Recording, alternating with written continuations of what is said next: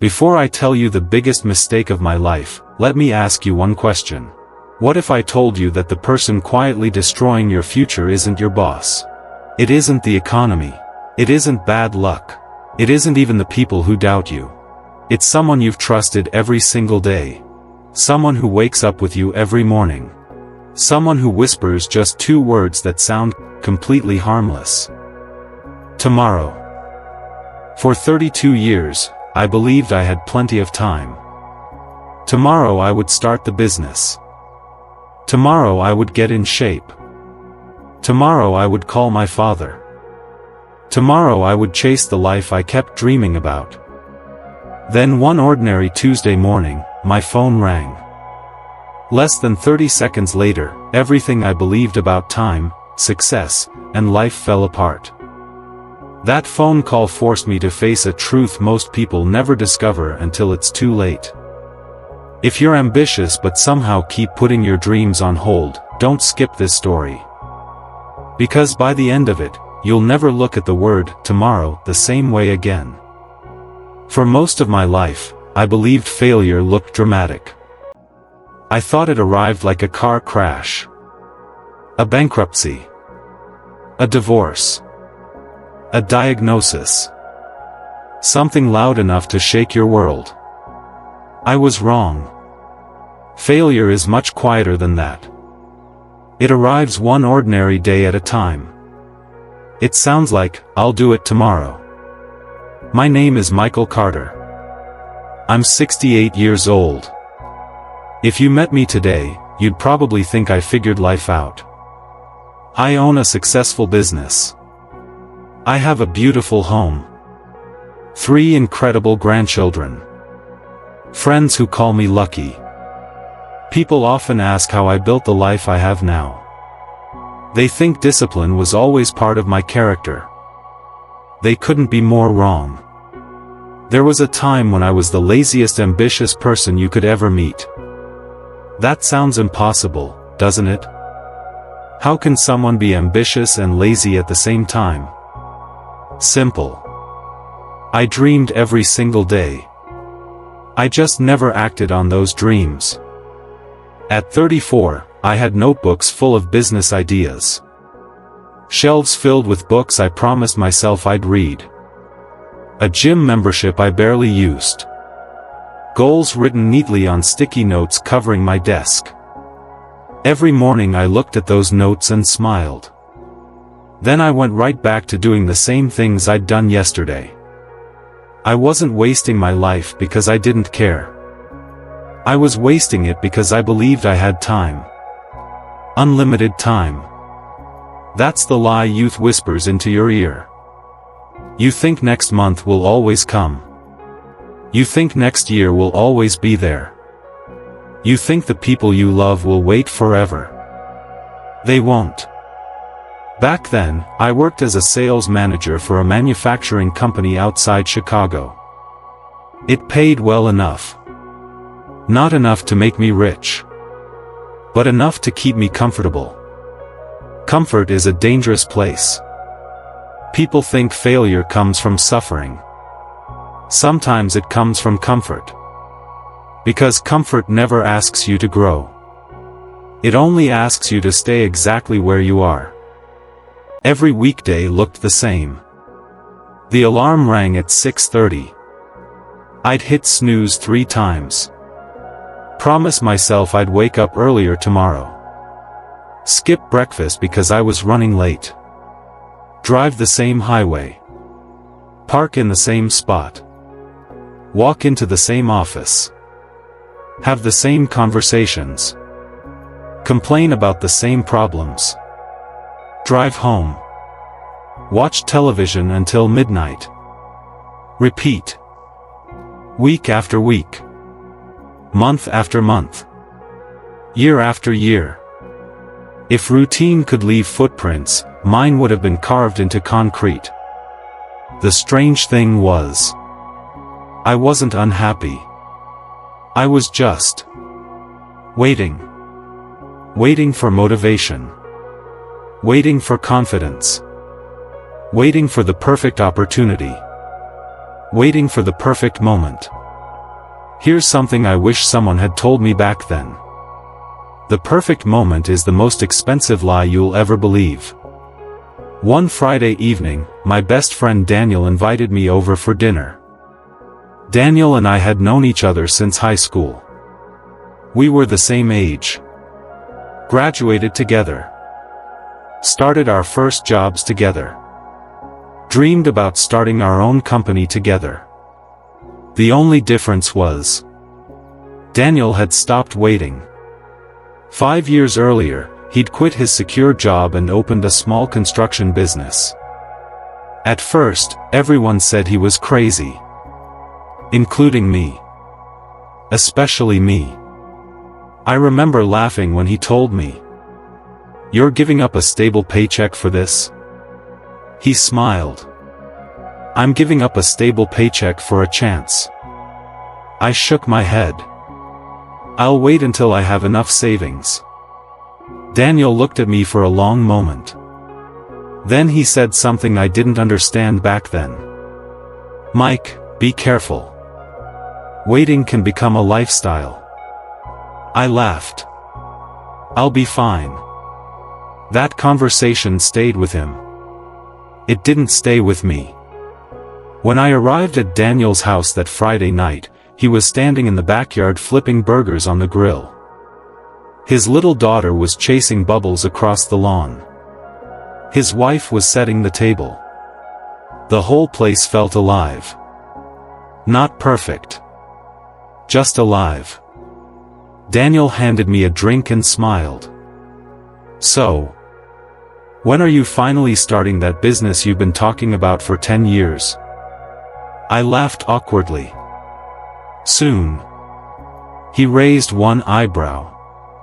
"You've been saying soon since we were 24. I know. I'm just waiting until everything lines up." He looked directly into my eyes. "Nothing ever lines up. You make a decision. Then you deal with whatever happens." I changed the subject. Looking back, I changed the subject every time someone forced me to face the truth. Because excuses are easier than action. That night, before I drove home, Daniel walked me to my truck. The summer air was warm. The neighborhood was quiet. He leaned against my door and asked one final question. "Mike." "Yeah. If someone told you this was the last year of your life, what would you do differently?" I laughed. "That's a weird question. Answer it anyway." I looked up at the stars. "I'd probably stop wasting so much time." Daniel nodded slowly. Then he smiled. "So why wait until someone tells you you're dying?" I didn't have an answer. Instead, I started the engine. Waved goodbye. And drove home believing we'd have plenty of chances to finish that conversation. I had no idea. It would be the last real conversation we would ever have. The next morning, I woke up with Daniel's question still echoing in my head. If someone told you this was the last year of your life, what would you do differently? I stood in front of my bathroom mirror for almost a full minute. Not shaving. Not brushing my teeth. Just staring at the man looking back at me. He looked ordinary.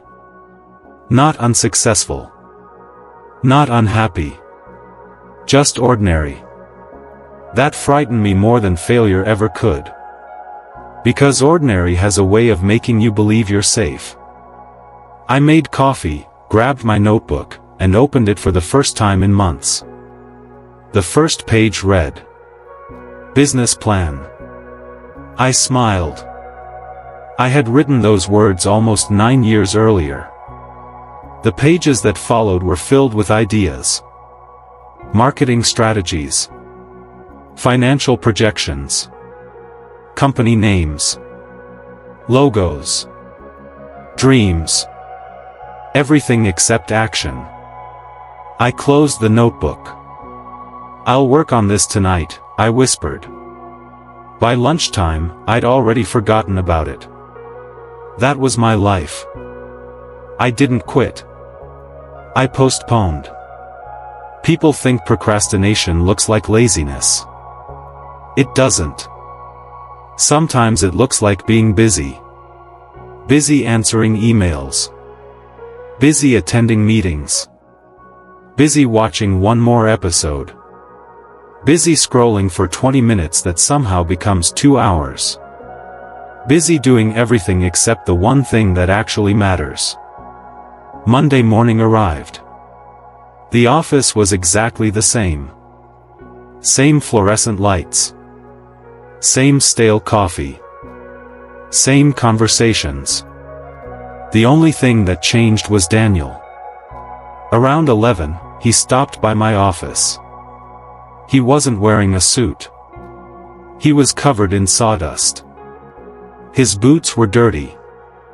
His hands were rough. But I'd never seen him happier. "You look exhausted," I joked. "I am." "Worth it?" He smiled without hesitation. "Every single second." He placed a small cardboard box on my desk. "What's this?" "Open it." Inside was a simple coffee mug. Printed across the front were 5 words. "Start before you're ready." I laughed. "You actually spent money on this?" "It cost $12. It might save you 12 years. I shook my head. "You never give up, do you?" "No. Because I know you're capable of more than this office." He looked around the room. "You don't belong here forever." Neither of us noticed how quiet the room had become. For a moment, I almost told him the truth. That I was scared. Scared of failing. Scared of looking stupid. Scared of leaving the comfort of a steady paycheck. Instead, I made another joke. "If this business thing doesn't work out, maybe I'll start next year." Daniel didn't laugh. He leaned forward and rested both hands on my desk. "Mike, you keep saying next year. But one day, next year becomes 10 years. Then 20. Then your entire life." His voice wasn't angry. It was disappointed. Not in me. For me. Before leaving, he pointed at the coffee mug. "Keep it. One day you'll understand why." I watched him walk away. That mug sat on my desk for years. I saw it every single morning. And somehow, I still found a reason to wait. A few weeks passed. Life settled back into its familiar rhythm. Work. Home. Television. Sleep. Repeat. Then one Saturday afternoon, Daniel invited me hiking. I almost said no. I was tired. Or at least that's what I told myself. The truth was, I simply didn't feel like getting off the couch. But Daniel refused to accept excuses. An hour later, we were climbing a trail overlooking a beautiful lake. Halfway up the mountain, I was completely out of breath. Daniel laughed. "You know what's funny?" "What?" "You always say you'll get in shape." "I know. But wishing burns exactly 0 calories. I threw a small rock toward him. "You're enjoying this way too much." "I am." We reached the top just before sunset. The view stretched for miles. Orange light reflected across the water. Everything below looked so small. Daniel stood quietly beside me. "You know why I love coming up here?" I shrugged. "The view?" "No." He smiled. "Because it reminds me how fast life moves." He pointed toward the horizon. That sun doesn't wait for anyone. It rises. It sets. It keeps moving. Whether we're ready or not. Neither of us spoke for a while. Then he looked at me. Promise me something. What? If something ever happens to me, stop waiting. I laughed nervously. Nothing's going to happen to you. You don't know that. We never know. I shook my head. You're talking like an old man. He smiled. Maybe. But old men usually know what they're talking about. On the drive home, music played quietly through the speakers. Neither of us said much. I remember looking out the passenger window and thinking. Life was actually pretty good.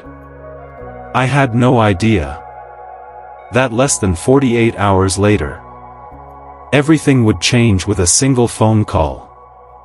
Monday. There was nothing unusual about it. That's the part that still haunts me. The worst day of my life didn't begin with dark clouds. There was no strange feeling. No warning. No voice inside my head telling me to stay home. It started exactly like every other Monday. The alarm rang at 6:30. I hit snooze. Twice. By the third alarm, I finally sat up. I looked at the coffee mug Daniel had given me. Start before you're ready. I smiled. I know, I muttered. I'll figure it out. Then I got dressed and walked out the door. Traffic was terrible. I remember complaining to myself because a delivery truck blocked the highway. I remember getting irritated over a 5-minute delay. It's funny how much we worry about little things. We never realize those little things won't matter by lunchtime. I reached the office just before 8. The receptionist smiled. Morning, Mike. Morning. I poured myself a cup of coffee. Opened my laptop. Answered a few emails. Nothing felt different.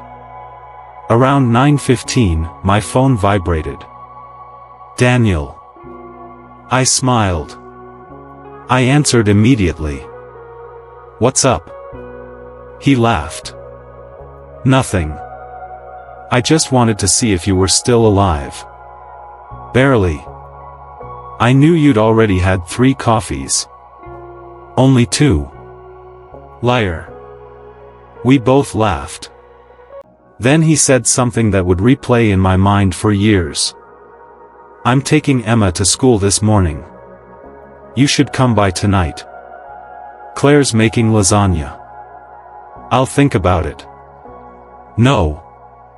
He laughed. You'll say yes. I'll probably be tired. There it is. What? Another excuse. I rolled my eyes. One of these days I'm going to surprise you. I hope so. There was a short silence. Then he said, I love you, brother. That wasn't unusual. We'd been friends for over 20 years. We always said it before hanging up. You too. See you tonight. See you. The call lasted less than 3 minutes. I never imagined those would be the last words I'd ever hear from him.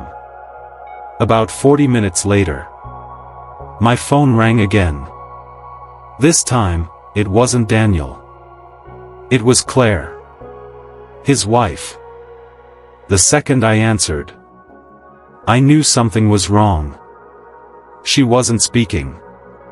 She was crying. Not quietly.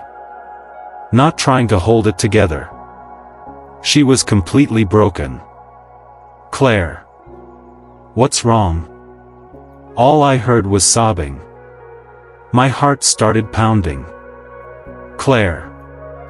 Talk to me. Finally. Through tears, she whispered 4 words. "It's Daniel." Every muscle in my body froze. What happened? There was another silence.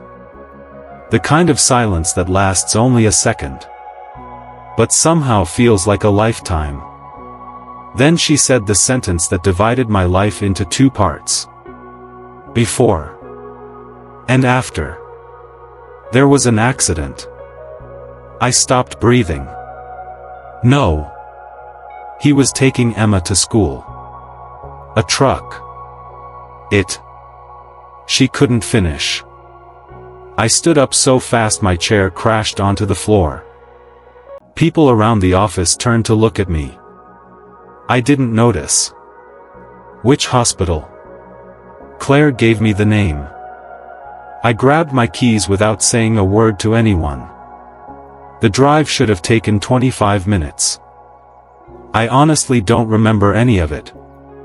I don't remember traffic. I don't remember stoplights. I don't remember parking. The next clear memory I have is running through the hospital entrance. Everything smelled like antiseptic. Doctors hurried through the halls. Families sat quietly in waiting rooms. I spotted Claire immediately. She was sitting alone, still wearing the sweater she'd had on that morning. Her hands were covered in dried blood. When she looked up at me, she didn't need to say anything. I already knew. Still, I asked, "Where is he?"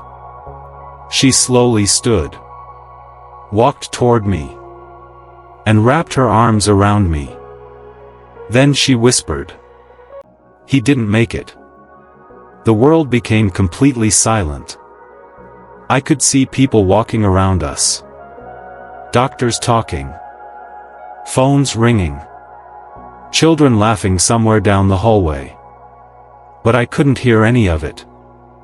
It felt like someone had pressed a mute button on reality. No. I shook my head. No. I just talked to him. He called me. He was fine.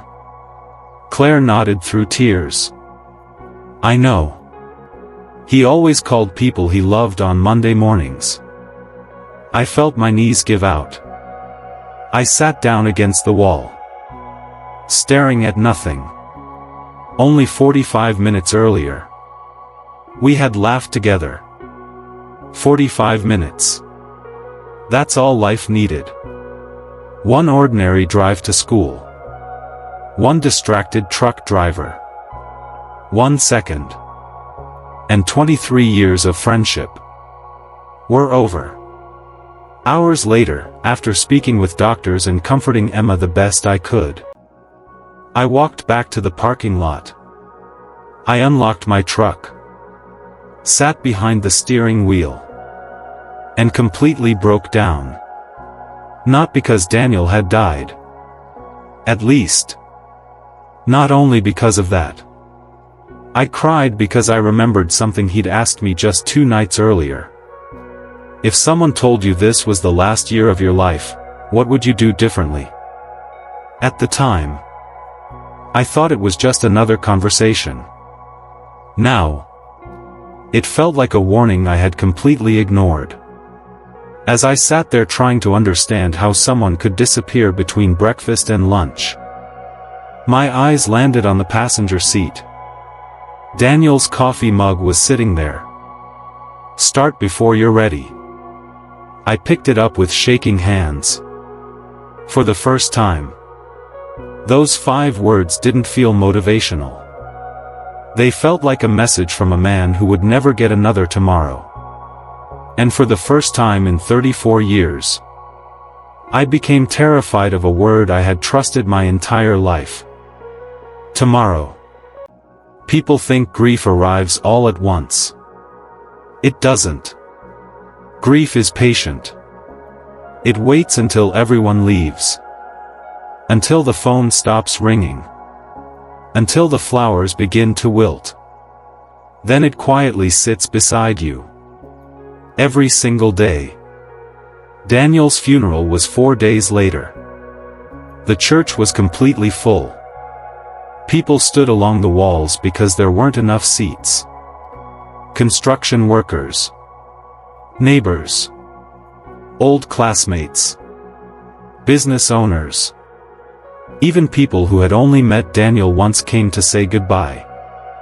I sat in the third row beside Claire and Emma. Emma was only 8 years old. She couldn't understand why everyone kept saying her father was in a better place. She didn't want a better place. She wanted her dad. Children don't think about heaven. They think about tomorrow morning. Who's going to make pancakes? Who's going to help with homework? Who's going to tuck them into bed? Halfway through the service, the pastor said something I'll never forget. Your life is not measured by the years you lived.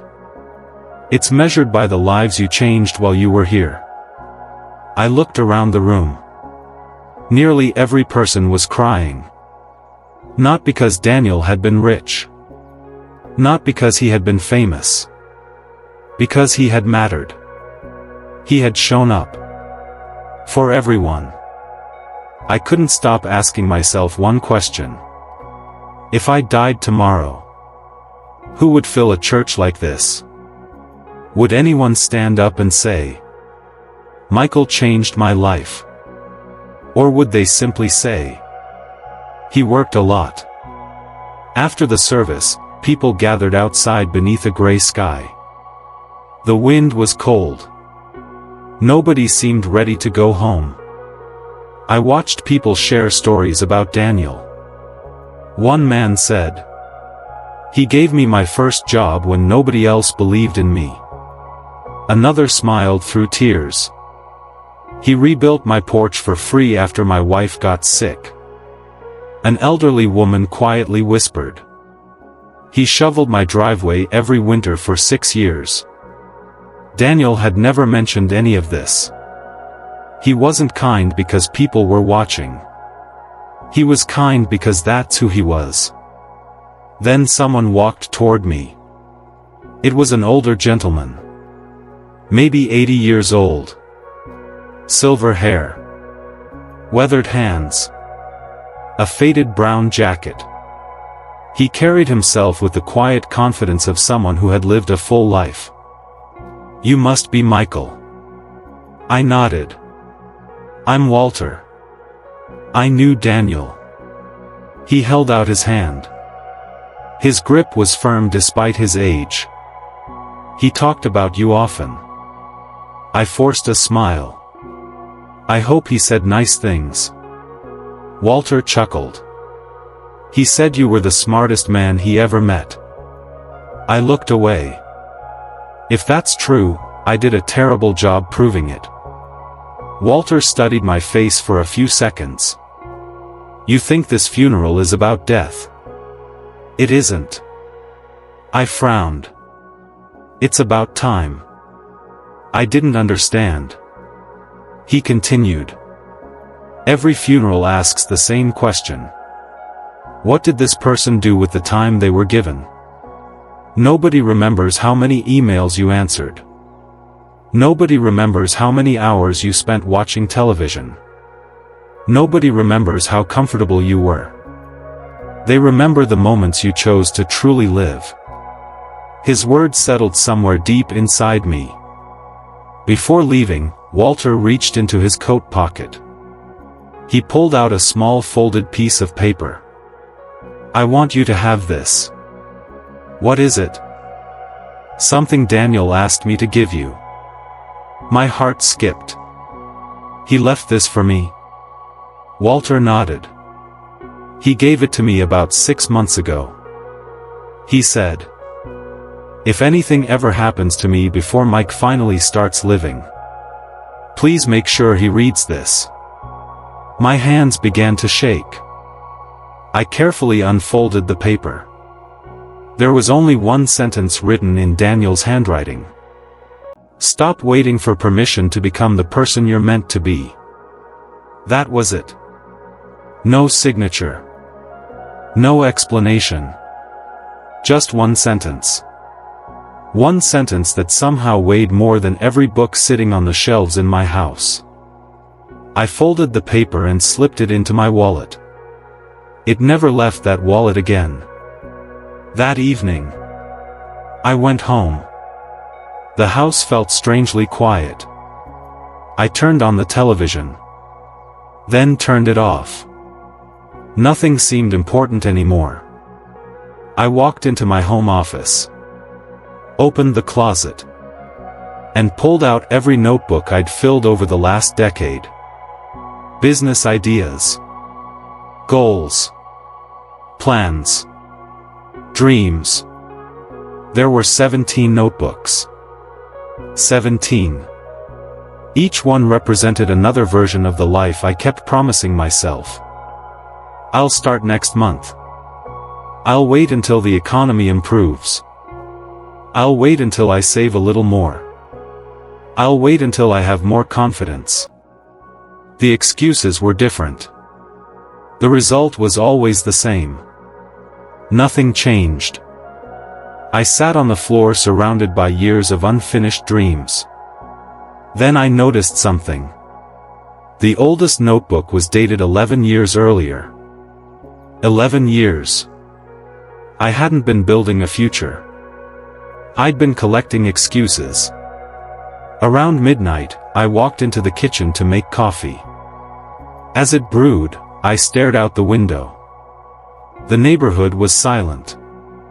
Most lights were off. Then I remembered something Daniel once told me. The cemetery isn't full of people who failed. It's full of people who thought they had more time. I had laughed when he said it. Now, it didn't sound like a quote. It sounded like the truth. For the first time in years, I asked myself a question I'd spent decades avoiding.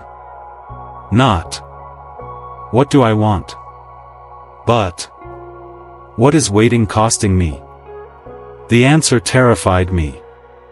It had already cost me 11 years. How many more was I willing to lose? I looked at the clock. 12:17 a.m. Technically, it was tomorrow. The day I had always promised myself I would finally begin. This time, for reasons I still can't fully explain, tomorrow felt different. Because for the first time, I realized tomorrow wasn't a promise. It was a privilege. And not everyone wakes up to receive it. I wish I could tell you that I woke up the next morning as a completely different man. That grief instantly transformed me. That one painful experience erased 34 years of bad habits. It didn't. Real change is never that dramatic. The next morning, my alarm went off at 6:30. My first instinct was the same as always. Hit snooze. My hand reached toward the clock. Then I stopped. I stared at it for a few seconds. A strange thought crossed my mind. Daniel doesn't get another alarm. I slowly pulled my hand back. For the first time in years, I got out of bed without pressing snooze. It sounds insignificant. Trust me. It wasn't. People think discipline begins with huge decisions. It doesn't. It begins with tiny moments nobody else sees. One decision. Then another. Then another. I made my bed. Cooked breakfast instead of grabbing coffee on the way out. Read 10 pages of a book that had been collecting dust on my shelf for almost 3 years. None of it changed my life. But it changed something more important. It changed my direction. There's a quote I heard years later that perfectly describes that morning. Success doesn't come from changing your future. It comes from changing today's habits. Back then, I didn't know that. I simply knew I was tired of disappointing myself. When I arrived at work, something felt different. Not the office. Me. I walked past the break room. The television was on. Normally I'd stand there for 15 minutes talking about football with everyone else. That morning, I kept walking. My coworkers noticed. "Mike. You okay?" "Yeah." "You sure?" "I've never been better." That wasn't true. I was hurting more than I'd ever hurt in my life. But for the first time, pain was pushing me forward instead of holding me back. During lunch, instead of scrolling through my phone, I opened one of my old business notebooks. The pages embarrassed me. Not because the ideas were bad. Because they were still ideas. Across the top of one page I'd written, "Launch by September." The date underneath was 9 years old. I laughed quietly. Not because it was funny. Because it was tragic. How many versions of my future had I abandoned simply because I kept waiting for the perfect moment? That afternoon, I walked into my manager's office. He looked surprised. "Everything all right?" "I need a favor." He leaned back in his chair. "What kind of favor?" "I'd like to reduce my overtime." He blinked. "You've volunteered for overtime every week for almost 10 years. "I know. So why stop now?" I thought about my answer. Finally, I smiled. "Because I'm tired of making a living while forgetting to build a life." He didn't say anything for several seconds. Then he nodded. "I'll see what I can do." That simple decision gave me something I hadn't had in years. Time. Real time. Not the kind spent recovering from work. The kind you invest. Every evening after work, I sat at the kitchen table. No television. No social media. No excuses. Just a notebook. A calculator. And an idea I'd been afraid to pursue for over a decade. It wasn't revolutionary. I wanted to start a small business helping local manufacturers improve their sales systems. I'd spent years solving problems for other companies. Maybe I could solve them for myself. The idea excited me. Then reality showed up. One Tuesday evening, I stared at the numbers. Startup costs. Insurance. Marketing. Office space. Everything suddenly felt impossible. The familiar voice returned. "Maybe next year." I recognized it immediately. That voice had stolen years of my life. This time, I answered it out loud. "No." The room was empty. Still. I said it again. "No." I wasn't arguing with another person. I was arguing with the version of myself that always chose comfort over courage. Fear over faith. Tomorrow over today. That voice didn't disappear. It simply got quieter. A few weeks later, I received an unexpected phone call. "Michael?" "Speaking." "This is Walter. Daniel's elderly friend. I hope I'm not interrupting." "Not at all. I was wondering if you'd like to have lunch." The following Saturday, we met at a small family-owned diner outside the city. Walter was already there when I arrived. Black coffee. Newspaper folded beside his plate. He smiled as I sat down. "You look different." "I do?" "You look awake." I laughed. "I've been getting up earlier." No. He shook his head. I don't mean physically. I mean here. He tapped the side of his head. For the first time since we met. You look present. We talked for nearly 2 hours. About Daniel. Life. Regret. Success. Failure. Then Walter asked me something unexpected. How old are you? 34. He smiled. I'd give anything to be 34 again. You would? In a heartbeat. I looked at him curiously. What would you do differently? Walter leaned back. His eyes drifted toward the window. You know what people think old age steals from you? I shrugged. Your health. Your strength. Your energy.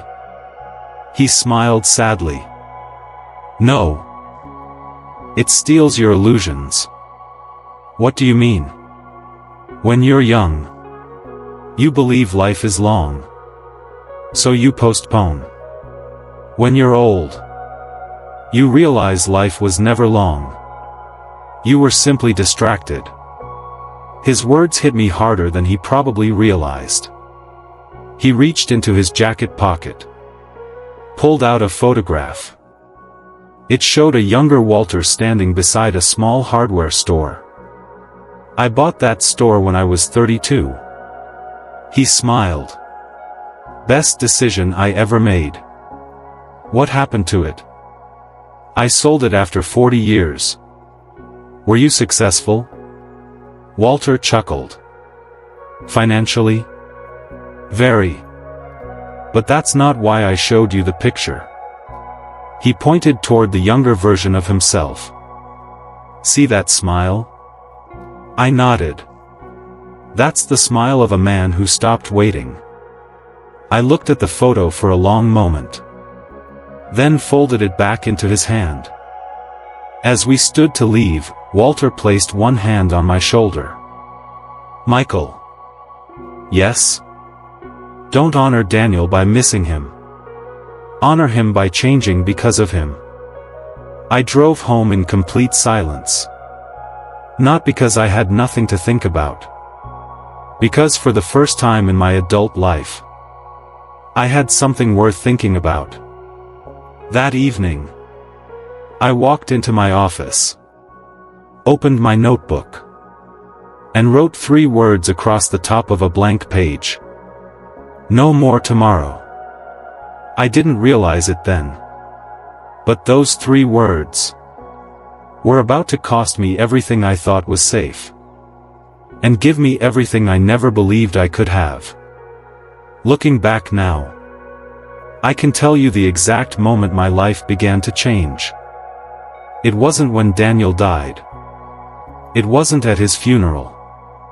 It wasn't even the day I wrote "No more tomorrow" across my notebook. It was the day I became willing to look foolish. Most people never chase their dreams because they're afraid of failing. That's only half the truth. The other half is far more dangerous. They're afraid of being seen trying. For years, I had protected my image. People thought I was responsible, reliable, successful. If I started a business and failed, what would everyone think? That question had quietly controlled my life for more than a decade. One evening, after another long day at work, I sat in front of my computer. The business proposal I'd been rewriting for weeks stared back at me. Every sentence had been edited. Every number checked. Every page polished. Still, I refused to send it. Not because it wasn't ready. Because I wasn't. I leaned back in my chair. Then I looked at Daniel's coffee mug. Start before you're ready. I laughed. You really aren't going to leave me alone, are you? The room stayed silent. But somehow, I already knew the answer. I took one deep breath, closed my eyes, and clicked send. Just like that. 12 years of excuses disappeared in less than 1 second. Nothing exploded. The world didn't stop. The ceiling didn't collapse. It was amazing how terrifying something could feel. And how ordinary it looked once you'd done it. The next morning, I woke up smiling. For exactly 7 minutes. At 7:08 a.m., my phone buzzed. The subject line nearly made my stomach drop. Proposal rejected. I stared at the screen. Opened the email. Read every word. Then read it again. The company thanked me for my time. Praised my experience. Complimented my presentation. Then politely explained they had decided to work with someone else. I slowly placed my phone on the kitchen counter. For a few moments. The old voice returned. See? This is why you should have waited. You're not ready. Forget this. I almost listened. Almost. Instead, I printed the rejection email. Walked into my office. And pinned it to the wall. Right beside my business plan. People celebrate success. I decided to celebrate courage. Because for the first time, I had actually tried. That mattered more than the result. A week later, another rejection arrived. Then another. 5 proposals. 5 rejections. Every single one hurt. Every single one tempted me to quit. Then one Friday afternoon, Walter called. Coffee? I smiled. I could use some. We met at the same little diner. He looked at me for less than 10 seconds before asking. How many? I frowned. How many what? Rejections. I laughed. 5. He nodded. Good. I blinked. Good. I was worried you'd quit after one. He stirred his coffee. Do you know how many banks rejected Walt Disney before someone finally believed in him? I shrugged. No idea. It doesn't matter. He smiled. Because your story isn't about Disney. It's about you. He leaned forward. Michael. Success isn't built by avoiding rejection. It's built by surviving it. I looked down at my coffee. I thought this would feel easier. Walter laughed so hard the waitress turned around. Who lied to you? Growth is uncomfortable. That's why most people never grow. On the drive home, I couldn't stop thinking about those words. Growth is uncomfortable. Maybe that was the lesson I'd been avoiding my entire life. I wanted success. Without discomfort. Confidence. Without fear. Results. Without sacrifice. Life doesn't work that way. The following Monday, something unexpected happened. Around noon, my office phone rang. Michael Carter? This is Michael. My name is Jennifer Collins. I'm the operations director at Midwest Industrial. I received your proposal. I smiled politely. I'm guessing this is another rejection. She laughed. Actually, no. We'd like to meet you. I froze. I'm sorry. Could you repeat that? We're interested in hearing more. We think your ideas could help our company. For a few seconds, I couldn't speak. After we ended the call, I simply sat there, staring at the wall. One opportunity. That was all it took to make every rejection worth it. The meeting was scheduled for Thursday morning. 3 days away. I spent every evening preparing, practicing, researching, rewriting my presentation. By Wednesday night, I knew every slide by memory. Then, at 2:14 a.m., I woke up completely terrified. What if I embarrassed myself? What if they laughed? What if I lost my job trying to build another career? What if Daniel had believed in someone who wasn't capable after all? Fear has perfect timing. It always arrives the night before your breakthrough. I walked downstairs, made coffee, sat alone in the dark kitchen. Then I opened my wallet. Daniel's folded note was still there. I unfolded it carefully. The paper had started to wear around the edges. His handwriting looked exactly the same.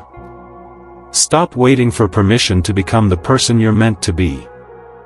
I read it once. Then again. Then one final time. I folded it. Placed it back into my wallet. Finished my coffee. Looked out the window as the sun slowly began to rise. For the first time in my life, I wasn't asking myself, what if I fail? I was asking, what if this is the opportunity I've been waiting for? 3 hours later, wearing the only suit I owned, I walked into the biggest meeting of my life. I had absolutely no idea that before the day was over, someone inside that boardroom would make me an offer that would force me to choose between the security I'd known for 12 years and the future I'd spent my entire life postponing. There are moments in life when you unknowingly walk toward a door. You think it's just another meeting, just another conversation, just another Thursday. Then you open that door, and the rest of your life changes forever. That Thursday morning, I arrived 20 minutes early. Not because I wanted to impress anyone. Because I couldn't sit still at home. The building was taller than anything I'd ever worked in. Glass walls. Polished marble floors. People walking with purpose. Everyone looked like they knew exactly where they were going. I wasn't sure I belonged there. A receptionist greeted me with a warm smile. Good morning. You must be Mr. Carter. I am. They're expecting you. She handed me a visitor badge. As I waited, I looked around the lobby.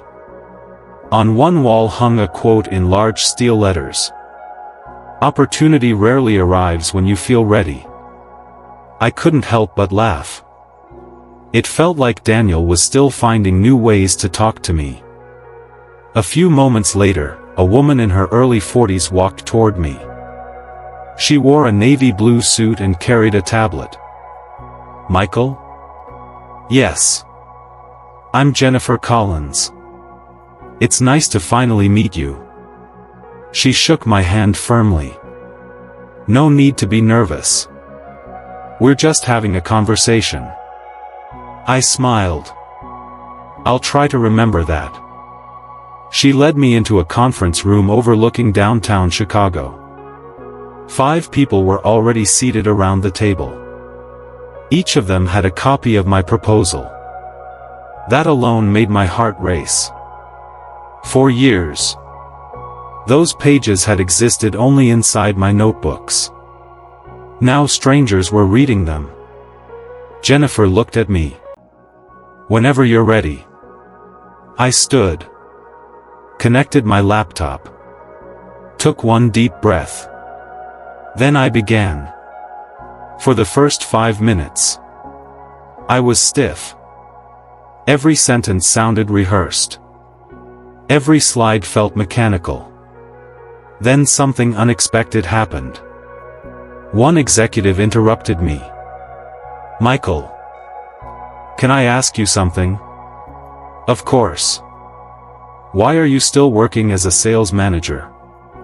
The question caught me completely off guard.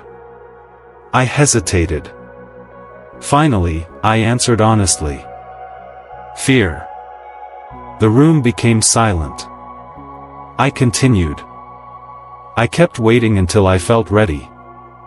I thought confidence came first. I've recently learned it doesn't. One of the older executives smiled. Finally. I frowned. Finally what? Someone tells the truth. Everyone laughed. The tension disappeared. From that moment on, I stopped trying to sound impressive. I simply shared what I knew. I talked about mistakes. About dealing with customers. About solving problems. About building trust. About why companies lose clients long before they realize it. I forgot about the slides. Forgot about the room.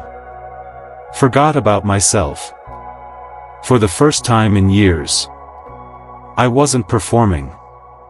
I was serving. 90 minutes passed faster than I could believe. When I finished, nobody spoke immediately. Jennifer finally smiled. "Thank you. We'll be in touch." I packed my laptop, shook everyone's hand, walked out of the room, and immediately started criticizing myself. "You talked too fast. You forgot slide 12. You should have explained the pricing better." It's amazing how quickly we become our own worst critic. As I stepped outside, my phone vibrated. My manager. "Mike. Where are you?" I took a personal day. "I know. I just wanted to tell you. Our regional director is visiting tomorrow. We're recommending you for a promotion." I froze. "A promotion? Congratulations. It's about time." After hanging up, I stood on the sidewalk watching people rush past. 3 months earlier, that phone call would have been the greatest news of my year. Now, it felt different. Not bad. Just small. I couldn't explain it. For years, I'd chased promotions, raises, titles, because they felt safe. Now, for the first time, safety no longer excited me. Growth did. The next morning, I met with the regional director. Everything went well. Too well. By lunchtime, he offered me the position. A larger office. A higher salary. A company car. Better benefits. Everything I'd wanted for over 10 years. "There is one condition," he said. "You'll need to commit to staying with the company for at least another 5 years." 5 years. The number echoed inside my head. 5 more years. 5 more years of postponing. 5 more years of saying, "I'll start later." I asked if I could think about it. "Of course. You have until Monday." That afternoon, I drove home with 2 completely different futures sitting beside me. One promised certainty. The other promised possibility. That evening, Walter came over for dinner. After dessert, I told him everything. The meeting. The promotion. The consulting opportunity. He listened without interrupting. When I finished, he smiled. "You're lucky." I laughed. "How?" You finally have a difficult decision. I don't understand. For years, you had dreams without choices. Now, you have choices. And choices reveal character. I looked down at my hands. What if I choose wrong? Walter leaned back in his chair. Michael. Most people spend their lives trying to avoid mistakes. I spent mine trying to avoid regret. Those are two completely different goals. He stood to leave. At the front door, he turned around one last time. I want you to answer one question tonight. What question? If Daniel were standing here, which choice would make him smile? Then he walked into the night. I couldn't sleep. Around midnight, I found myself sitting alone in my office. The promotion letter sat on one side of my desk. Jennifer's business card sat on the other. Security. Or uncertainty. Comfort. Or growth. Then my eyes landed on something I'd almost forgotten. The framed photograph from that hiking trip. Daniel and I standing at the top of the mountain. Both smiling. On the back of the frame, written in Daniel's handwriting, were 6 simple words. Comfort has never changed anyone's life. I closed my eyes, smiled through tears, and for the first time in my life, the answer became painfully obvious. Monday morning, someone was about to receive a decision they never expected. The only question was, would it be my boss? Or the company that had finally given me a chance? Monday morning arrived far sooner than I wanted. I barely slept. Not because I hadn't made a decision. Because I had. And I knew that once I said the words out loud, there would be no going back. As I drove to work, I noticed something strange. The same highway. The same traffic. The same buildings. Yet everything looked different. It wasn't the road that had changed. It was the man behind the wheel. For the first time in years, I wasn't driving toward a paycheck. I was driving toward the end of a chapter. At exactly 8 a.m., I walked into my manager's office. He looked up from his computer and smiled. There he is. I hope you've got good news. I do.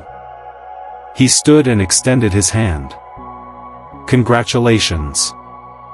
I knew you'd make the right decision. I looked at his hand. Then gently shook it. I did. His smile grew wider. I'll let human resources know. I took a slow breath. But his smile disappeared. I'm not accepting the promotion. The room became completely silent. He blinked. I'm sorry. I don't think I heard you correctly. I'm turning it down. He leaned back in his chair. Michael. This promotion comes with the biggest salary increase we've ever offered. I know. A company vehicle. I know. Executive benefits. I know. He stared at me for several seconds. Then quietly asked, why? For years, I had prepared complicated answers to that question. But when the moment finally came, the answer was surprisingly simple. Because I don't want to wake up 10 years from now wondering what would have happened if I'd believed in myself. He looked at me. Not with disappointment. With confusion.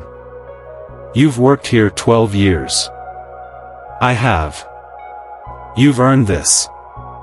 I know. So why walk away now? I smiled. Because 12 years ago, I started working here to build a future. Somewhere along the way, I forgot to actually build it. He slowly nodded. Then something unexpected happened. He stood up, walked around his desk, and hugged me. I've been waiting for this conversation. I frowned. What? He laughed. You think I never noticed? Noticed what?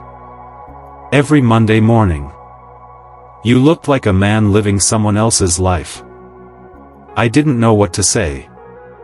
He smiled. I always hoped one day you'd finally leave.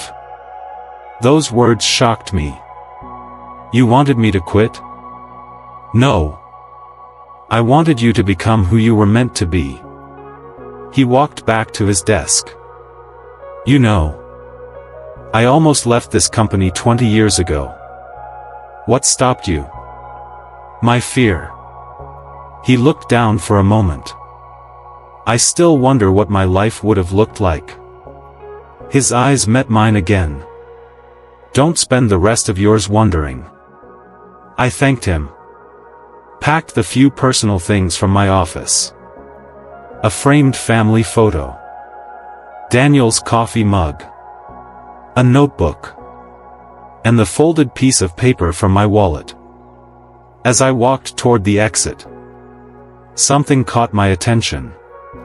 A young employee. Maybe 23 years old.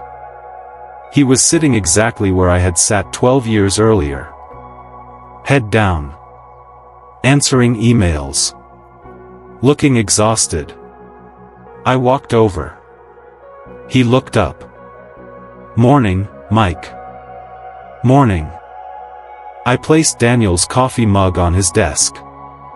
He looked confused. I think you need this more than I do.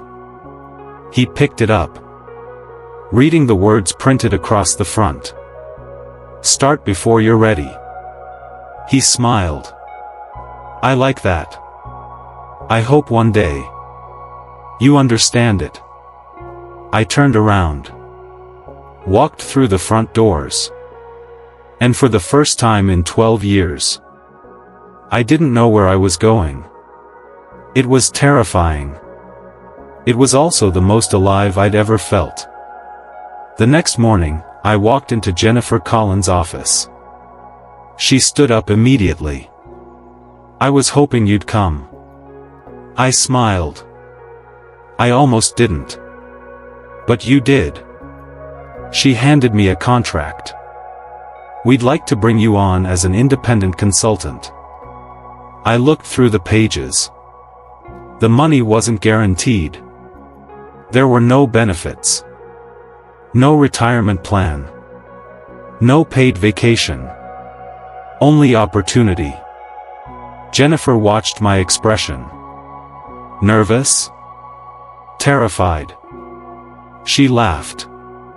Good. Why is everyone happy that I'm terrified? She smiled. Because fear usually means you're standing at the edge of growth. I signed. Just like that.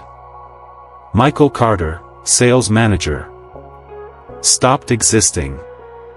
Michael Carter, business owner, had officially begun. The first month was brutal. I won't lie to you. No motivational speaker ever tells you this part. The beginning isn't exciting. It's exhausting. I worked 14-hour days. Not because someone forced me. Because I finally cared enough to do it. I built presentations. Made cold calls. Sent proposals. Networked with strangers. Drove hundreds of miles every week. Sometimes I worked 12 hours. Only to earn nothing. There were nights I stared at my bank account wondering if I'd made the biggest mistake of my life. Fear never disappeared. It simply stopped making my decisions. 3 months later, I landed my first major client. A regional manufacturing company. The contract wasn't huge. But to me, it felt like winning the lottery. That evening, I drove straight to the cemetery. I stood quietly in front of Daniel's headstone. The wind gently moved through the trees. I finally did it. I smiled. You were right. I wasn't waiting for the right time. I was waiting to become the right person. For several minutes, I simply stood there. Then something caught my eye. Fresh flowers. Someone had visited earlier that morning. Tucked beneath the bouquet was a small handwritten envelope. It simply read, "For Michael." My heart skipped. Nobody knew I was coming. Slowly, I picked up the envelope, turned it over, and recognized the handwriting immediately. It belonged to Walter. I carefully opened it. Inside was another folded note. Only one sentence. Just like Daniel's. It read, "This is only the beginning. Your greatest test hasn't arrived yet." I looked around the empty cemetery.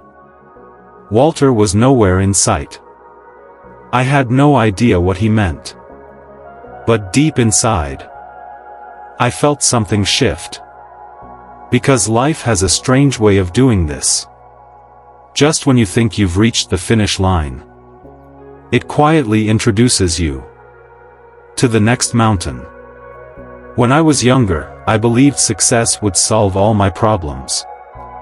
I thought the day I made enough money, everything else would finally make sense.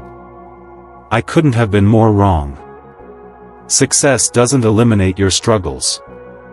It simply introduces you to different ones. 6 months after launching my business, things were finally beginning to work. I had 4 steady clients, 2 part-time employees, a waiting list longer than I ever imagined. For the first time in my life, money wasn't my biggest concern. Time was.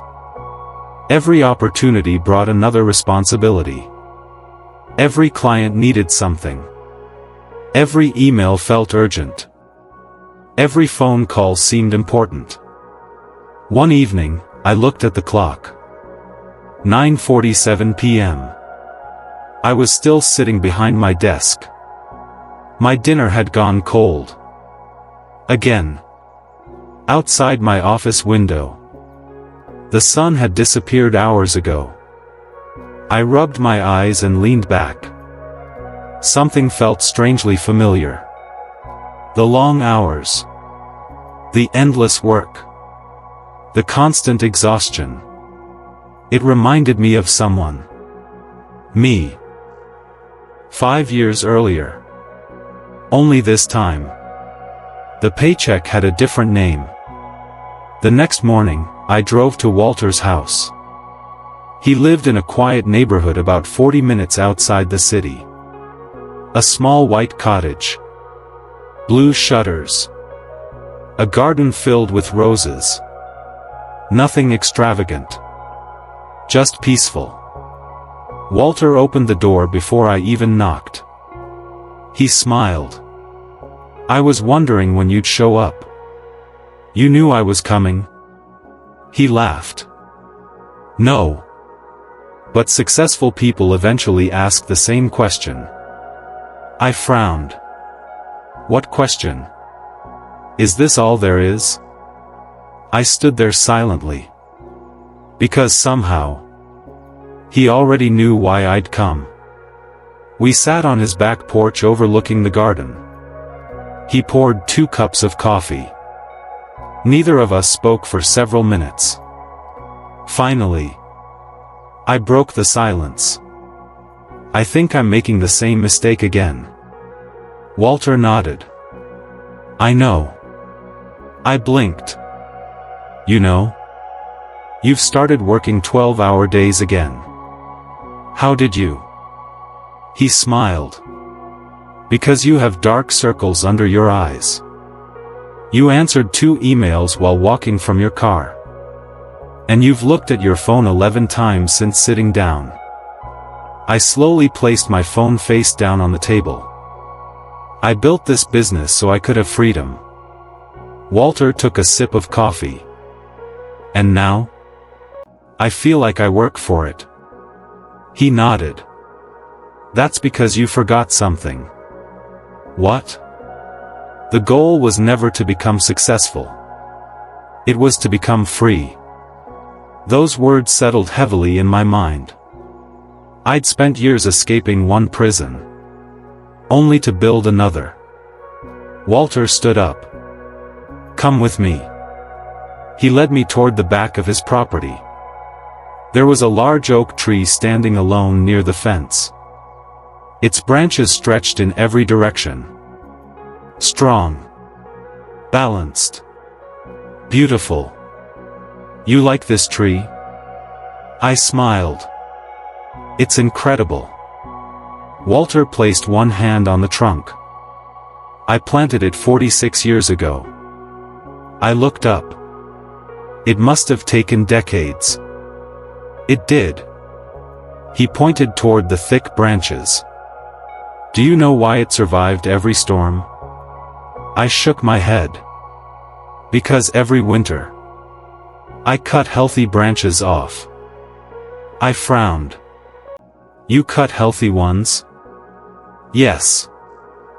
If I let every branch keep growing, the tree would eventually collapse under its own weight. I looked at the oak again. Suddenly, it wasn't a tree anymore. It was my life. Walter smiled. Success requires growth. Wisdom requires pruning. I whispered the sentence to myself. Success requires growth. Wisdom requires pruning. I don't think I understand. You will. He looked directly into my eyes. Tell me. What in your life needs cutting away? The answer came immediately. Late-night emails. Meetings that accomplished nothing. Clients who drained my energy. The constant need to say yes. Walter nodded before I even spoke. Exactly. Every time you say yes to something, you're saying no to something else. I know. No. He shook his head. You understand the words. You haven't learned the lesson. We walked back toward the house. Before I left, Walter handed me an old pocket knife. The wooden handle was worn smooth from years of use. My father gave me this when I was 20. What for? He said. You'll spend your whole life deciding what deserves to stay, and what needs to be cut away. I slipped the knife into my pocket. Not because I needed the knife. Because I needed the reminder. Over the following weeks, I began making difficult decisions. I fired my biggest client. People thought I was crazy. That client generated nearly 30% of my income. But they also generated 90% of my stress. I stopped checking emails after 6 p.m. I hired another consultant instead of trying to do everything myself. I started taking Sunday mornings completely off. No phone. No laptop. No meetings. At first, I felt guilty. Then something unexpected happened. My business didn't suffer. It improved. Because exhausted people make expensive mistakes. Rested people make better decisions. One Sunday afternoon, I found myself sitting on a park bench with nothing to do. For years, that would have made me uncomfortable. Now, it felt like success. Children laughed nearby. An elderly couple walked hand in hand. A young father taught his son how to ride a bicycle. Life wasn't rushing. It was simply happening. That's when my phone rang. It was Jennifer. "Mike. I've got good news." "What happened?" She laughed. "You've been nominated for Entrepreneur of the Year." I smiled. "That's impossible." "It's true. You've built one of the fastest growing consulting firms in the state." I thanked her. Hung up. Then quietly slipped the phone back into my pocket. 5 years earlier, that phone call would have made my entire month. Today, I looked around the park instead. Success was nice. But peace was priceless. As I stood to leave, I remembered Walter's note. "Your greatest test hasn't arrived yet."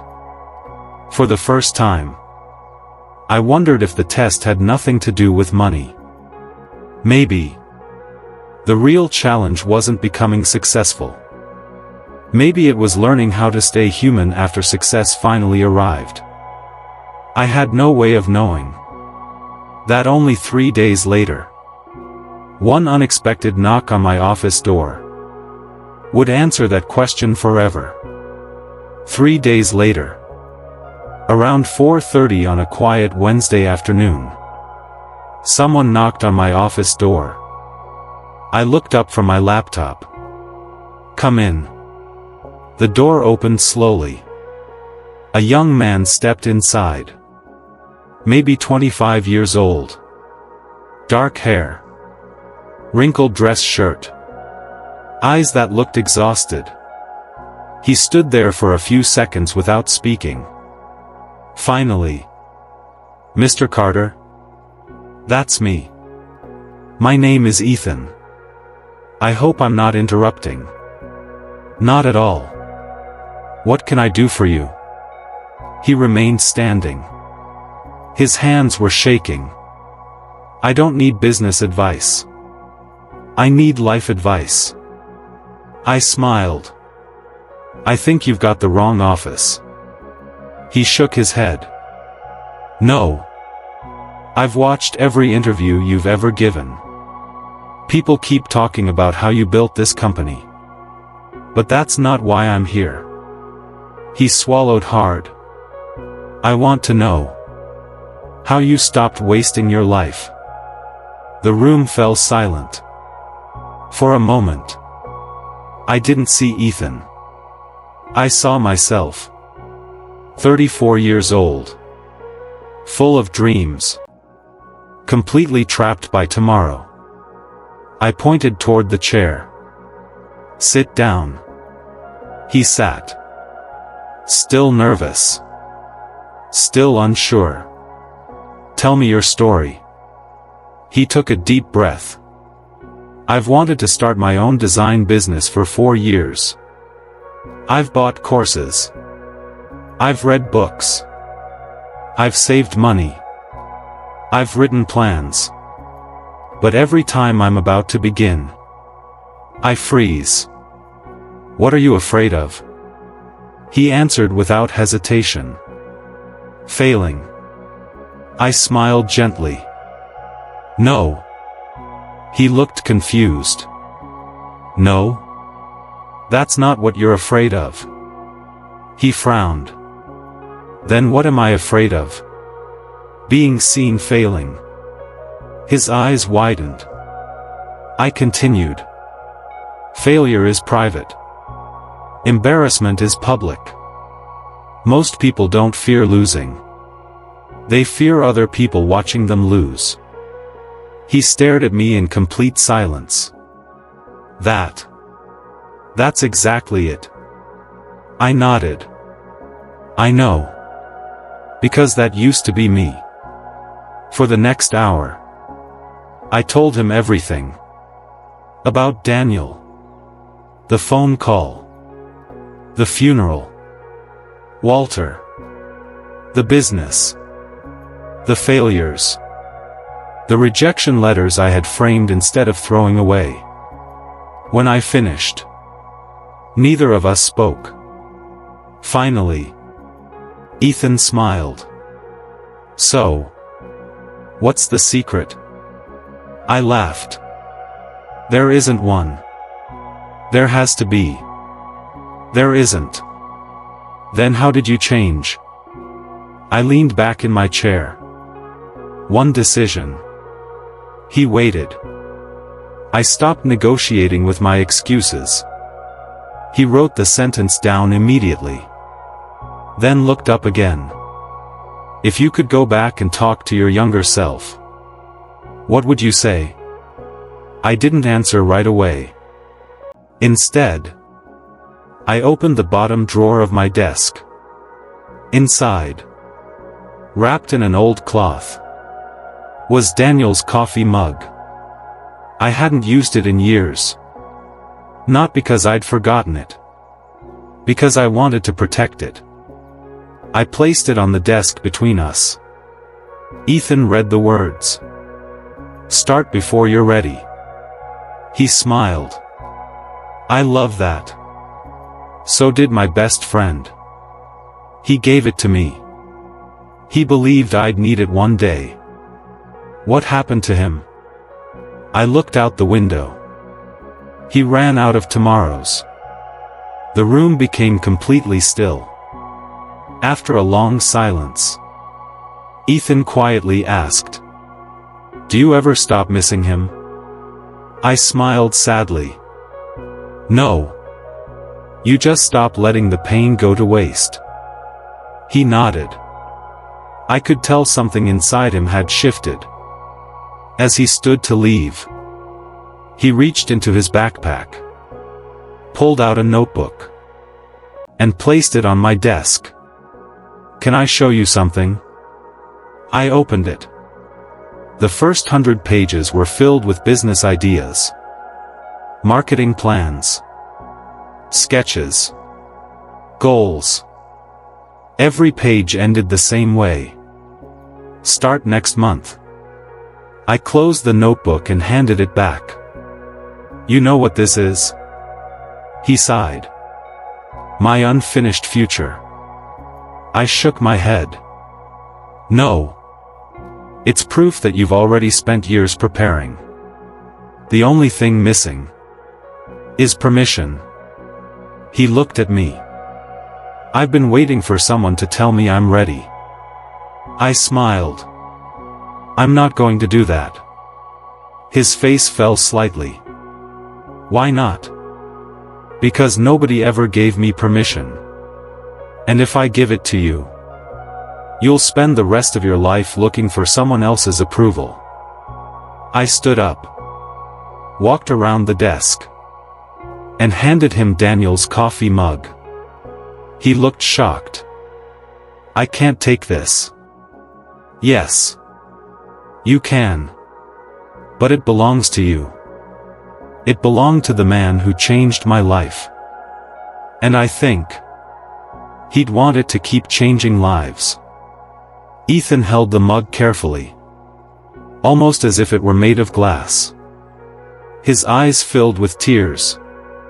"I won't let him down." I smiled. "Don't worry about him. Just don't let yourself down."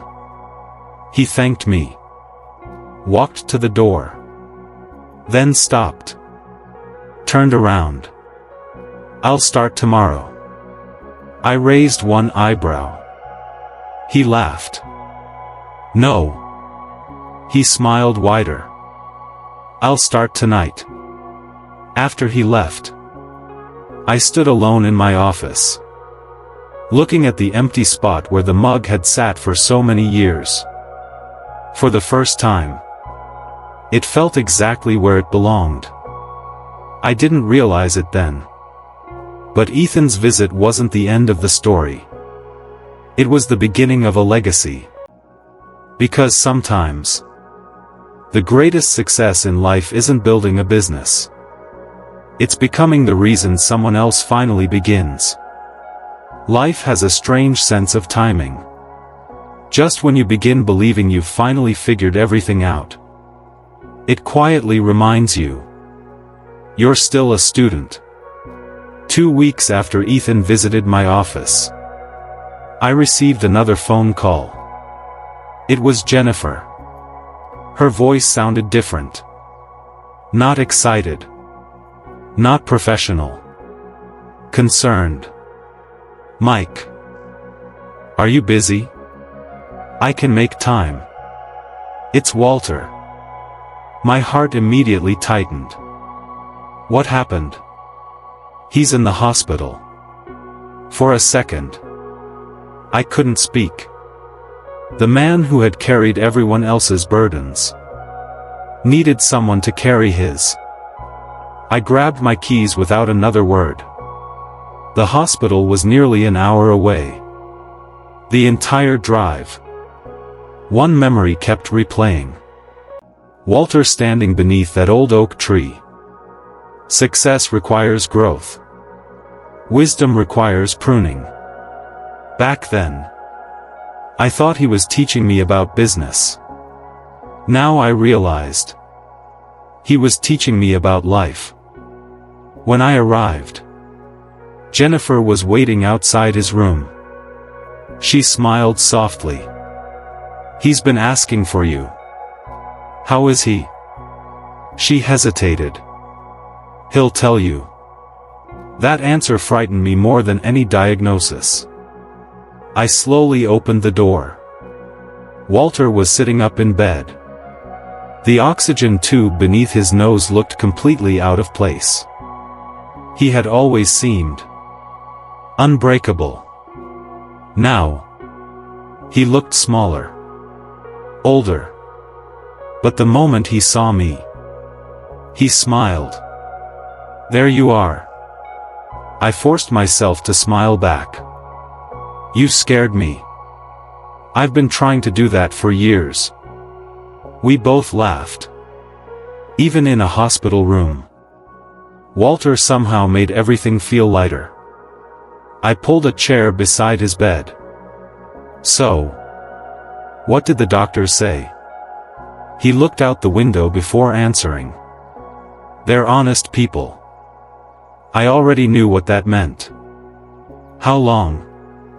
He shrugged. "Maybe 6 months. Maybe less." The words hit me like cold water. "No. They're wrong." Walter smiled gently. "They're probably not." I looked down at my hands. I had already lost Daniel. I wasn't ready to lose Walter too. He noticed the look on my face. "Michael. Look at me." I did. "You remember what I told you the day we met?" I nodded. "You said every funeral asks the same question." He smiled. "And my answer hasn't changed. I'm not afraid of dying. I'm only grateful I finally learned how to live." The room became quiet. Machines beeped softly in the background. People walked through the hallway outside. Life continued. As if nothing had happened. Walter reached toward the small table beside his bed. There was an old leather journal resting on it. He handed it to me. "I want you to have this." I looked at the worn cover. "I can't take this." "Yes. You can." "What's inside?" "My failures." I laughed. "Your failures?" He nodded. "Everyone writes about success. Very few people document the mistakes that created it." I slowly opened the first page. There were dates. Names. Business losses. Missed opportunities. Broken friendships. Wrong decisions. Entire chapters describing moments he'd gotten everything wrong. I looked up. "Why would you keep all of this?" "Because memory is dishonest." "What do you mean?" "We remember our victories. We edit our failures. I wanted the truth. He pointed toward the journal. If you only remember your successes, you'll eventually believe you became successful because you were special. But if you remember your failures, you'll stay humble enough to keep learning. I closed the journal carefully. It felt heavier than it looked. Not because of the paper, because of the wisdom inside it. After a few minutes, Walter asked a question I wasn't expecting. "How's Ethan?" I smiled. "You remember him?" "I remember everyone who still has time." I laughed softly. He started his design business. Walter's eyes lit up. "Really?" "He called me yesterday. He landed his first client." Walter leaned back against the pillow. "Good."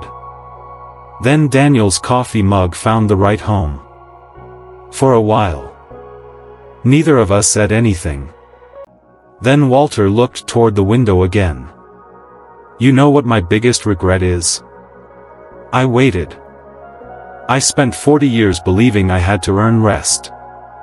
He looked at me. "I missed too many sunsets.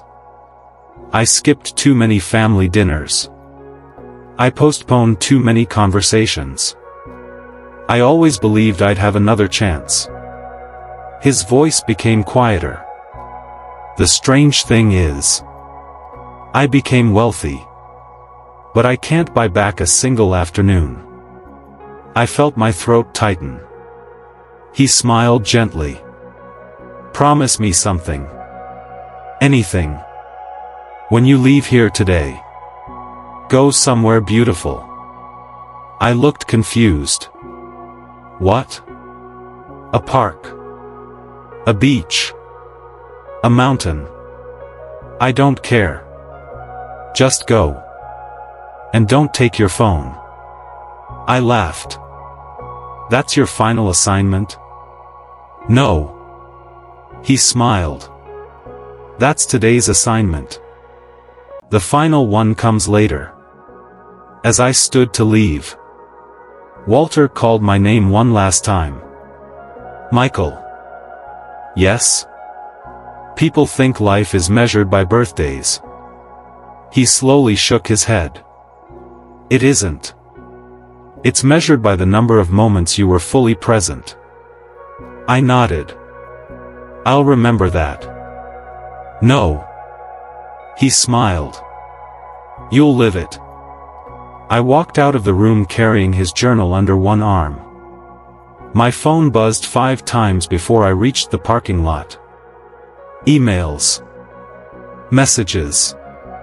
Missed calls. For the first time in years, I ignored every single one. Instead, I drove to the nearest lake, left my phone inside the car, sat quietly on a wooden bench, and watched the sunset. No photos. No distractions. No deadlines. Just silence. For the first time, I understood what Walter had been trying to teach me all along. Success gives you choices. Wisdom teaches you which choices are actually worth making. As the last rays of sunlight disappeared beneath the horizon, I opened Walter's journal. On the very first page, written in bold handwriting, were 7 words that stopped me cold. "The hardest lesson is still ahead of you." I stared at the sentence for a long time. I didn't know what it meant, but something deep inside me whispered, life wasn't finished teaching me yet. The following Saturday, I drove back to Walter's house. Not because he had asked me to, because something inside me wasn't ready to let go. The front yard looked exactly the same. The roses were blooming. The old oak tree stood proudly against the morning sky. For a moment, it felt like nothing had changed. Then I noticed something. The garden hadn't been watered. Walter never forgot the garden. Never. I quietly walked to the backyard. The porch was empty. His favorite rocking chair moved gently in the breeze, as if someone had just stood up. A neighbor saw me through the fence. She smiled sadly. "You're Michael, aren't you?" I nodded. "I am. He talked about you all the time." "Is Walter?" She lowered her eyes. "They took him back to the hospital yesterday. He wanted to stay here, but the doctors insisted." I thanked her. Before leaving, I walked over to the oak tree. I placed my hand against the rough bark. 46 years earlier, Walter had planted this tree. Today, it was giving shade to people he'd never even met. That's when I understood something. The man wasn't leaving behind money. He was leaving behind roots. I drove straight to the hospital. This time, Walter looked much weaker. Even speaking seemed to require effort. But when he saw me, that familiar smile appeared again. "I knew you'd come. I wasn't planning to." He laughed quietly. "I know. You were planning to tomorrow." We both smiled. Even now, he still found a way to tease me. I sat beside him for several minutes. Neither of us spoke.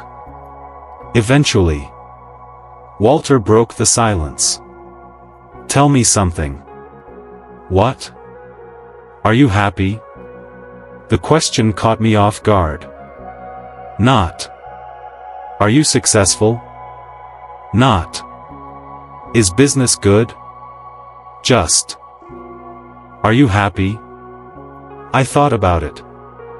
Longer than I expected. Finally, "I think I am." Walter smiled. "No. You don't think. You know." I smiled back. "Then yes. I am." He closed his eyes for a few seconds. "Good. I've been hoping to hear that." After a while, he reached beneath his blanket, pulled out a small wooden box. It was old. The corners were worn smooth. The brass latch had faded with time. "I've been carrying this around for almost 30 years. He placed it in my hands. I want you to have it." I carefully opened the lid. Inside, there wasn't any money. No jewelry. No family heirloom. Just dozens of folded pieces of paper. Every one of them handwritten. "What are these?" Walter smiled. "My moments." I looked at him, confused. "My wife made me write one every Sunday." "Every Sunday?" He nodded. She said, "One day you'll forget how beautiful ordinary life was. So every week." I wrote down one moment I never wanted to lose. I unfolded the first note. It read, "Emma took her first steps across our living room today. She fell twice, laughed 3 times, and never stopped trying. I hope I never become too old to learn from a child." I opened another. "My wife fell asleep on my shoulder during a thunderstorm. I didn't move for 2 hours because I didn't want to wake her." Another. "Watched the sunset with no phone, no schedule, no destination. Just gratitude." Another. "Today my grandson asked why trees never complain about winter. I didn't know the answer. Then I realized, because they trust spring." I looked up. My eyes were full of tears. "You've been collecting memories." Walter smiled. No. I've been collecting proof. Proof of what? That life was never about the big moments. It's about noticing the small ones before they're gone. I closed the box carefully. For years, I'd chased promotions, awards, recognition. Walter had been chasing Tuesday afternoons, family dinners, quiet sunsets. The things most people never realize they're losing. An hour later, a nurse entered the room. "Mr. Brooks, it's time for your medication." Walter nodded, then looked back at me. "Walk with me." The nurse helped him stand. Very slowly, we walked down the hospital hallway together. Each step looked painful. Yet he never complained. Halfway down the corridor, he stopped beside a large window. Outside, children were playing in a small park across the street. One little boy kept falling off his bicycle. Again and again. His father never picked him up. He simply encouraged him to try again. Walter smiled. "Watch." A minute later, the boy finally stayed balanced. He rode across the sidewalk with the biggest smile I'd ever seen. Walter whispered, "That's life." What is?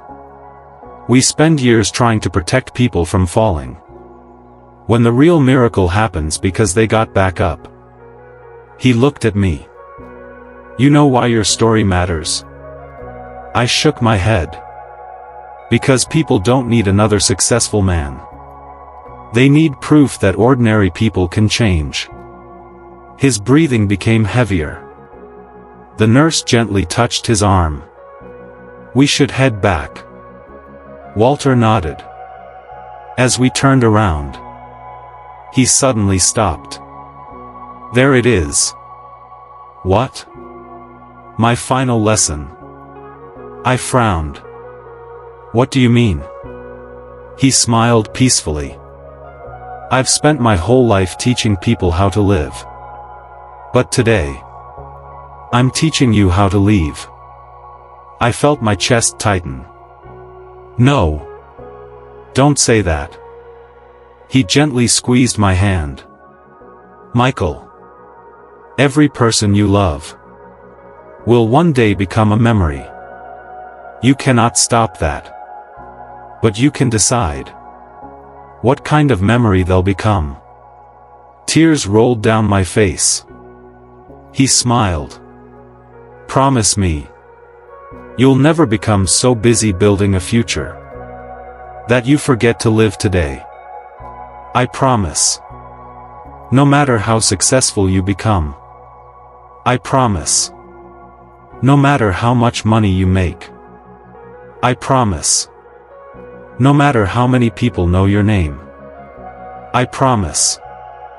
He nodded, satisfied. As we reached his room, he looked at me one final time. "I think Daniel would be proud of you." Those 7 words broke something inside me. Not because they were dramatic. Because they were everything I'd hoped was true. I hugged him carefully. Longer than either of us expected. As I walked toward the door, Walter called my name one last time. "Michael." I turned around. He smiled. "Don't come tomorrow." I frowned. "Why?" "Because tomorrow, I'm finally going home." I wanted to argue. To tell him he'd be fine. Instead, I simply nodded. Somehow, we both understood exactly what he meant. The next morning, at 6:42 a.m., my phone rang. Before I answered, I already knew. Some calls don't need words. The phone rang exactly at 6:42 a.m. I stared at the screen. Jennifer. I already knew. Some calls don't need words. They arrive carrying a silence that's louder than anything a person could ever say. I answered anyway. Hello. There was a pause. Then, he passed away about 20 minutes ago. I closed my eyes. Outside my bedroom window, the sun was beginning to rise. Somewhere, birds were singing. People were waking up. Children were getting ready for school. The world hadn't stopped. It never does. That's one of life's hardest lessons. Even after your heart breaks, morning still comes. Walter's funeral was held exactly 1 week later. Unlike Daniel's funeral, this one wasn't crowded. There were no television cameras. No important businessmen. No politicians. Just family. Neighbors. A few old friends. And people whose lives he'd quietly changed. Maybe 50 people in total. As I looked around, I realized something. The size of a funeral says nothing about the size of a person's life. Walter had never wanted attention. He wanted impact. And impact doesn't make headlines. It changes hearts. After the service, Walter's lawyer approached me. Mr. Carter? Yes. My name is Thomas Reed. I handled Walter's estate. He handed me a small envelope. This is for you. I wasn't expecting anything. He smiled. He expected that. Inside the envelope, there was a handwritten letter. Folded carefully. I recognized Walter's handwriting immediately. I walked beneath the old oak tree before opening it. The same tree. The same shade. The same quiet peace. I unfolded the paper. It began. Dear Michael, if you're reading this, then I'm probably having coffee with Daniel again. I couldn't help smiling through my tears. That sounded exactly like Walter. I kept reading. When we first met, you thought I came into your life to teach you how to become successful. I didn't. Success was never your real problem. Time was. I stopped reading for a moment. The wind gently moved through the branches above me. Then I continued. Money can always return. Health sometimes can. Opportunities often do. But one ordinary Tuesday afternoon, once it's gone, belongs to history forever. My hands began to shake. Walter had spent years teaching me that lesson. Yet somehow, reading those words after he was gone made them feel completely different. Further down the page, another paragraph caught my attention. Do you know why I chose you? I frowned. Chosen me? I read on. Because the first day we met, I didn't see a lazy man. I saw a man carrying invisible chains. Fear. Perfectionism. Tomorrow. Most people die still wearing those chains. You didn't. A tear landed on the page. I carefully wiped it away. Near the bottom of the letter, Walter had underlined one sentence. Your greatest responsibility isn't to remember my words. It's to become someone else's Walter. I stared at that sentence for a long time. Become someone else's Walter. Not copy him. Not replace him. Simply become the person who believes in someone before they believe in themselves. That evening, I couldn't stop thinking about Ethan. The young man who had walked into my office carrying years of fear. I wondered how he was doing. Almost as if life had heard my thoughts. My phone rang. Ethan. I smiled. Hey. You busy? Never too busy for you. He laughed. I've got something to show you. 30 minutes later. He arrived at my office carrying a laptop. His face looked completely different. Confident. Alive. He opened the laptop.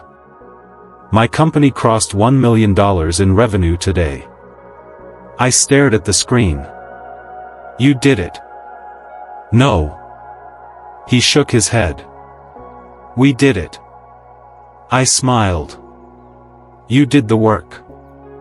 You just reminded me to begin. He reached into his backpack. Then placed something on my desk.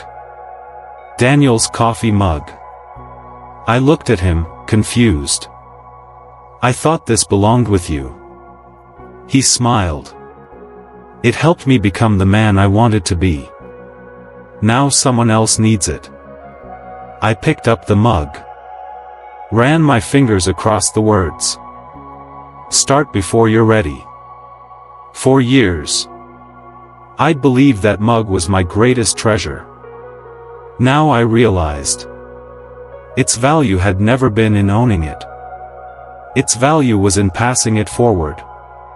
Ethan stood up to leave. Before reaching the door, he turned around. You know something? What? I almost waited until next year. I laughed. I know. I'm glad I didn't. After he left, I placed the mug back on my shelf. Not as a memory. As a promise. A promise that the lesson would never end with me. Because wisdom isn't something you keep. It's something you hand to the next person. Before time steals the opportunity. That night, as I locked my office, I looked up at the sky. For the first time in many years, I wasn't thinking about my business, or my future, or my goals. I was thinking about one simple question. Whose life can I change tomorrow? Little did I know. The answer to that question would arrive the very next morning. In the form of a young woman carrying a photograph I'd seen once before. More than 20 years ago. The next morning, I unlocked my office a little before 8. Coffee in one hand. Walter's journal under the other. For years, I used to arrive early because I was afraid of falling behind. Now, I arrived early because I enjoyed the quiet. No ringing phones. No meetings. No deadlines. Just a few peaceful minutes before the world woke up. As I unlocked the front door, I noticed someone standing across the street. A young woman. Maybe 28 years old. She wasn't looking at the building. She was looking at me. She held an old photograph tightly against her chest. When our eyes met, she slowly walked over. Mr. Carter? Yes. My name is Emma.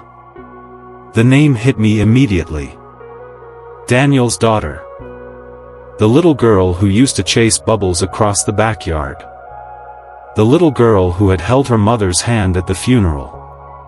The little girl who once asked why everyone kept saying her dad was in heaven. She wasn't little anymore. She smiled nervously. I wasn't sure you'd recognize me. I'd recognize those eyes anywhere. They're your father's. Her eyes filled with tears. So everyone says. I unlocked the office. Come inside. She sat quietly across from me.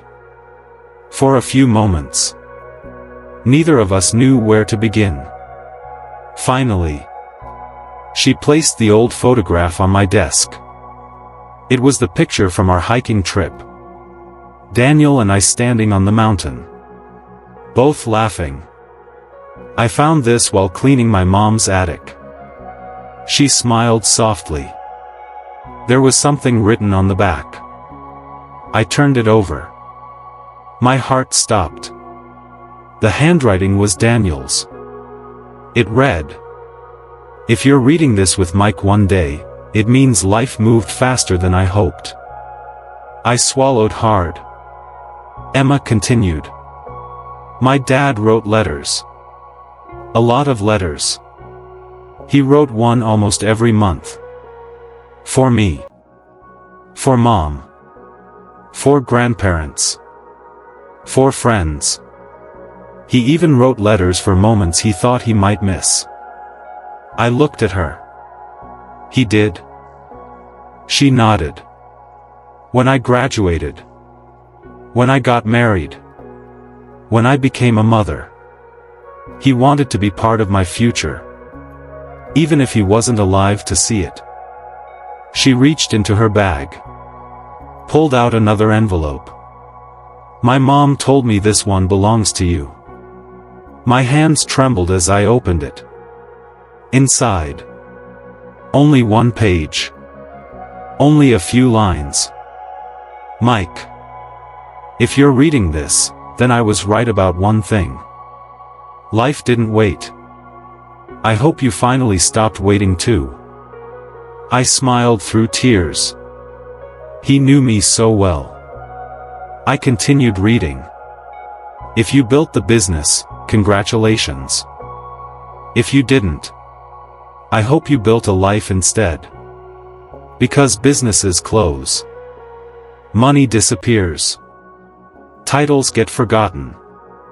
But the way you make people feel survives longer than any achievement. I stopped reading. The room had become completely silent. Emma quietly wiped a tear from her face. I've read his letters so many times. They still feel like conversations. I nodded. That's because love doesn't end when a heartbeat does. It simply changes the way it speaks. She smiled. You sound just like him. No. I laughed softly. I sound like the people who changed me. She looked around my office. There are pictures of strangers everywhere. There were former employees, young entrepreneurs, families, graduation photos people had mailed me, thank you cards, handwritten notes. Every wall held a story. I know. She smiled. My dad would have loved this. I looked around the room. I think he's the reason it exists. She stood and walked toward the bookshelf. Her eyes landed on Walter's journal. Who's Walter? For the next hour, I told her everything. Daniel's funeral. The old oak tree. The lessons. The journal. The coffee mug. She listened without interrupting. When I finished, she quietly said, "So my dad saved your life." I thought about that. For a long time. Finally. No.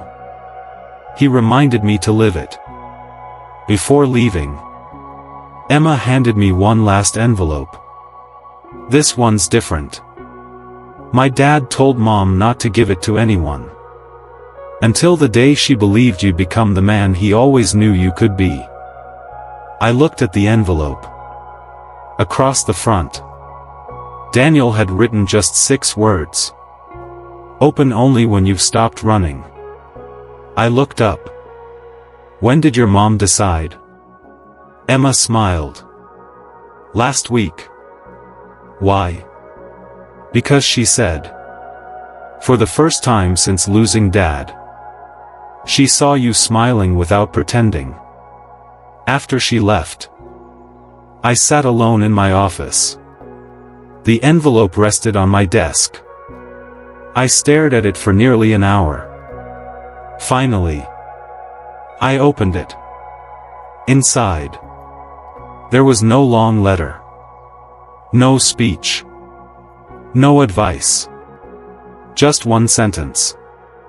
The final sentence Daniel would ever write to me. The man you were searching for was never somewhere ahead of you. He was waiting inside the first brave decision you were willing to make. I closed my eyes. For years, I'd chased confidence, success, approval. The truth had been beautifully simple all along. You don't become courageous, then take action. You take action, and courage quietly catches up. As the afternoon sun filled the office, I looked at Daniel's photograph one more time. Then I smiled. Not because I missed him less, but because I finally understood. Some people never really leave. They simply continue living. Inside every life they help transform. Tomorrow, I would stand in front of more than 3,000 people. For the first time in my life, I wasn't afraid of speaking. I was afraid of wasting the opportunity. Because somewhere in that audience, someone was still waiting for permission to begin. A year ago, if someone had told me I'd one day stand on a stage in front of thousands of people, I would have laughed. Not because I couldn't speak. Because I believed nobody wanted to hear what I had to say. Fear has a funny way of convincing ordinary people that their story isn't important. It lies. The auditorium was already full when I arrived. More than 3,000 people. Students, business owners, teachers, parents, retirees, young people searching for direction, older people wondering if it was too late to change. As I stood behind the curtain, my heart was racing. Not because I was afraid of speaking, because I carried something much heavier than a speech. I carried Daniel's voice, Walter's wisdom, every mistake I'd ever made, every tomorrow I'd ever wasted. A woman walked over to me. "Mr. Carter, they're ready." I nodded, took one slow breath, and stepped onto the stage. The applause faded. The room became completely quiet. I looked around. Thousands of faces. Thousands of different stories. Thousands of invisible battles. Then I smiled. My name is Michael Carter. For most of my life, I thought success would make me happy. I spent years chasing promotions, money, recognition. I thought one day I'd finally start living. I paused. The problem was, that day never came. The audience listened without making a sound. I had a friend. His name was Daniel. He believed in me long before I believed in myself. He kept telling me, "Start before you're ready." I smiled. I thanked him. And then I kept waiting. I looked across the audience. I thought I had time. So did he. The room became even quieter. But one ordinary Monday morning, he kissed his wife goodbye. He drove his little girl to school. And he never came home. No one moved. No one looked away. I learned something that week. The biggest lie we ever believe Is that tomorrow belongs to us. I walked slowly across the stage. Then life introduced me to another teacher. His name was Walter. He never measured wealth by dollars. He measured it by sunsets, by family dinners, by conversations, by moments people were actually present. I smiled. He once told me, "Success gives you choices. Wisdom tells you which ones matter." I looked toward the back of the auditorium. I spent years building a career. But I almost forgot to build a life. For several seconds, nobody spoke. Nobody even coughed. Then I reached into my jacket pocket. I unfolded 2 old pieces of paper. One from Daniel. One from Walter. The edges had become soft with age. I held them in the air. Everything I needed to know fit on these 2 pieces of paper. I unfolded Daniel's note. Stop waiting for permission to become the person you're meant to be. Then Walter's.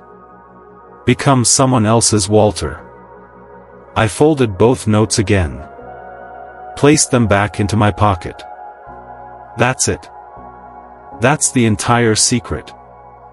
You don't need another motivational book. You don't need another perfect plan. You don't need another January 1st.